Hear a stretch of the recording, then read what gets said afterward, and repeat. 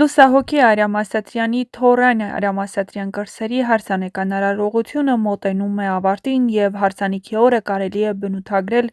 մեկ բառով՝ կատարյալ։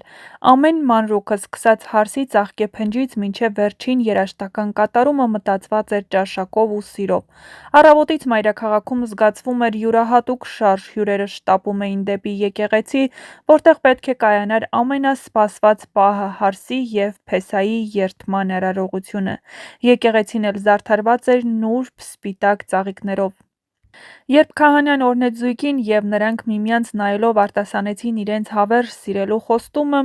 մի պահ լռություն տիրեց, որը կարելի էր նույնիսկ լսել ինչպես էր հարսիկի ձայնը դողում հուզմունքից։ Հարսանիքի հաջորդ հատվածը տեղի ունեցավ Դվին ռեստորանային համալիրում, որն արդեն իսկ խորհրդանշում էր շքեղություն և բարձրակարգ ճաշակ։ Մուտքից հյուրերին դիմավորում էին գեղեցիկ ձևավորված սեղաններ մետաքսե սպիտակ սփռոցներով, ծաղկային կոմպոզիցիաներով։ Յուրաքանչյուր հյուրին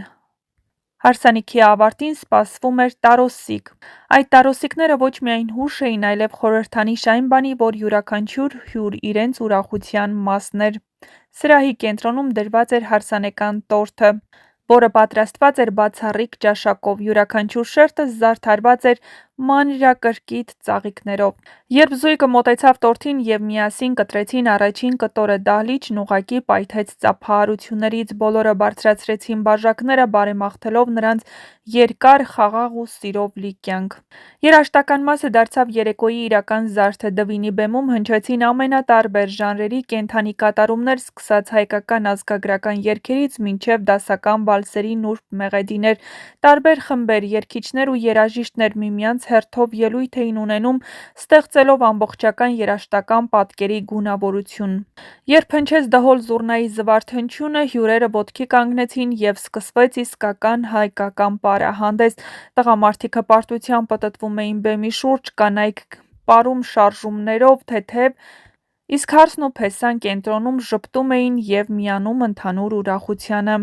Երեկոյան մթնոլորտը շարունակվեց ուրախությամբ, բեմ բարձրացան Ռազմիկ Ամյանը, Տաթև Ասատրյանը, Հայաթ բենդը և մի շարք ճանաչված երգիչներ, ովքեր իրենց կատարումներով տոնը վերածեցին իսկական համերգի։ Հյուրերը երգում էին, պարում, լուսանկարվում, ցանկանալով պահել յուրաքանչյուր վայրկյան։ Ամբողջ արարողության ընթացքում զգացվում էր սեր, ջերմություն և ընտանիքի արժեքի խորքային շեշտադրումը։ Նորապսակները ոչ միայն գեղեցիկ էին արտաքինով, այլև իրենց պահվածքով համեստ, հարգալից ու երջանիկ։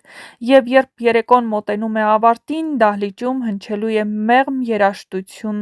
Հյուրերը դեռ չեն ցանկանում հեռանալ, կարծես ուզում են պահել այդ կախարդական մթնոլորտը ևս մի քիչ։ Այս օրը ոչ միայն մի գեղեցիկ հարսանիք էր, այլև մի ամբողջ պատմություն՝ սիրո, հիշատակի և ընտանիքի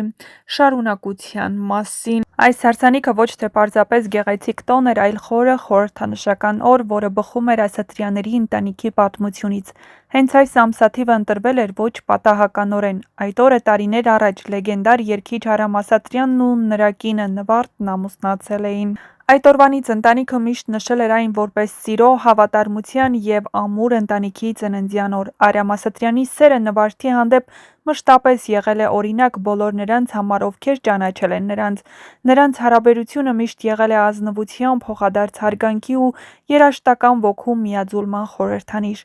Այդ պատճառով էլ երբ Սեդրակ Ասատրյանի որդին որոշեց ամուսնանալ, ընտրվեց հենց այդ նույն օրը՝ որպես ժառանգության, հիշատակի ու նոր սկզբի խորհրդանիշ։ Սրահում մթնոլորտն այնպիսին էր, կարծես Արամ Ասատրյանի հոգին ներկա լիներ։ Դահլիճում նրա երգերն էին հնչում, լուսանկարները պատերին, իսկ նրա ժպիտը մարդկանց հիշողություններում։